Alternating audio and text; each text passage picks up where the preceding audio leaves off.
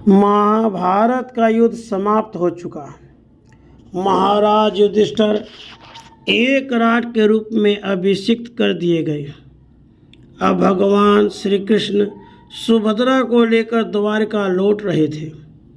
यात्रा करते हुए भगवान मारवाड़ देश में वहां जा पहुँचे जहां अमित तेजस्वी उत्तंक मुनि रहते थे।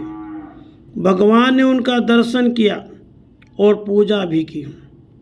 उसके बाद मुनि ने भी उनका स्वागत सत्कार किया।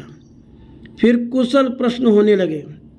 अंत में जब श्री कृष्ण ने कौरवों के संहार की बात सुनाई तब मुनि क्रोध में भर गए और बोले, मधुसूदन, कौरव तुम्हारे संबंधी और प्रेमी थे। शक्ति रहते हुए तुमने उनकी रक्षा नहीं की, अतः आज मैं तुम्हें शाप दूंगा। ओह, कुरुवंश के सभी श्रेष्ठ वीर नष्ट हो गए और तुमने सामर्थ्य होते हुए भी उनकी उपेक्षा की। श्री कृष्ण बोले, भृगुनंदन, पहली मेरी बात तो सुन लीजिए। आपने जो बाल्य अवस्था से ब्रह्मचर्य का पालन कर कठोर तपस्या की है और गुरु भक्ति से अपने गुरु को संतुष्ट किया है, मैं वह सब जानता हूँ। पर इतना याद रख लीजिए, कोई पुरुष थोड़ी सी तपस्या के बल पर मेरा तिरस्कार नहीं कर सकता अथवा मुझे शाप नहीं दे सकता। मैं आपको कुछ अध्यात्म तत्व सुनाता हूँ, उसे सुनकर पीछे आप विचार कीजिएगा। महर्षि, आपको मालूम होना चाहिए, ये रुद्र, वसु, दैत्य, यक्ष, गंधर्व, राक्षस, नाग, अप्सराओं का मुझसे ही प्रादुर्भाव हुआ है। असत, सदसत, उससे परे जो अव्यक्त जगत है वह भी मुझ सनातन देवादि देव से अलग नहीं है।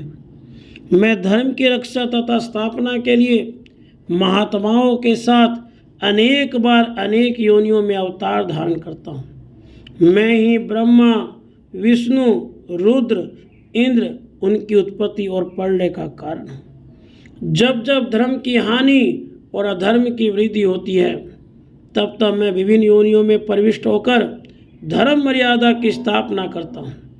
जब देव योनि में अवतार लेता हूँ तो मेरे सारे आचार व्यवहार देवदूतों के देवताओं के समान होते हैं। गंधर्व योनि में अवतार लेने पर गंधर्वों के समान, नाग, यक्ष, राक्षस योनि में अवतार लेने पर उन योनियों के समान आचार व्यवहार का पालन करता हूँ। इस समय मैं मनुष्य रूप में प्रकट हुआ हूँ, इसलिए मैं कौरवों से दीनतापूर्वक प्रार्थना की, किंतु मोहग्रस्त होने के कारण उन्होंने मेरी बात नहीं मानी। अतः युद्ध में प्राण देकर इस समय वे स्वर्ग में पहुँचे। इस पर उत्तंक ने कहा, जनार्दन, मैं जानता हूँ आप जगदीश्वर हैं। अब मैं आपको शाप नहीं दूंगा, आप कृपा कर अपना विश्व रूप मुझे दिखलाइए।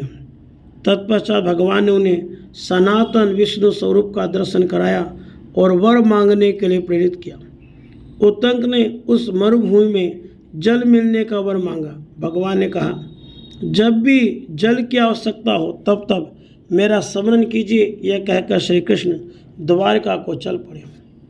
एक दिन उत्तंक मुनि को बड़ी प्यास लगी। वे पानी के लिए चारों ओर घूमने लगे।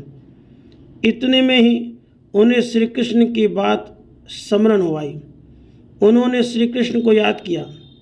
तब तक देखते क्या हैं, एक नंग धड़ंग कुत्तों से घिरा भीषण आकार का चांडाल चला आ रहा है।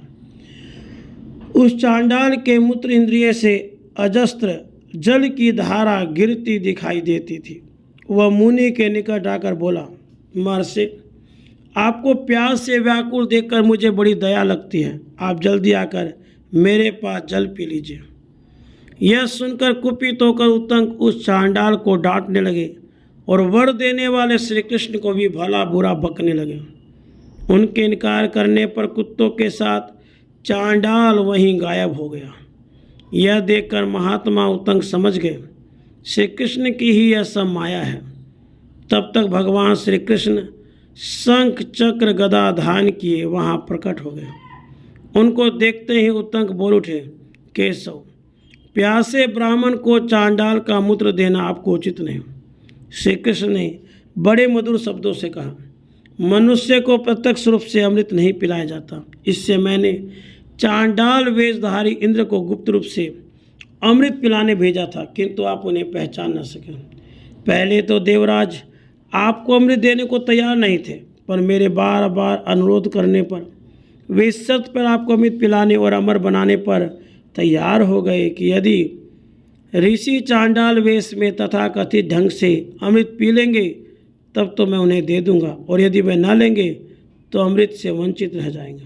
पर खेद है, आपने अमृत नहीं ग्रहण किया, आपने उनको लौटाकर बहुत बड़ा बुरा किया। अस्तु, अब मैं आपको पुनः वर देता हूँ कि जिस समय आप पानी पीने की इच्छा करेंगे उसी समय बादल मरुभूमि में पानी बरसाकर आपको स्वादिष्ट जल देंगे। उन मेघों का नाम उत्तंक मेघ होगा।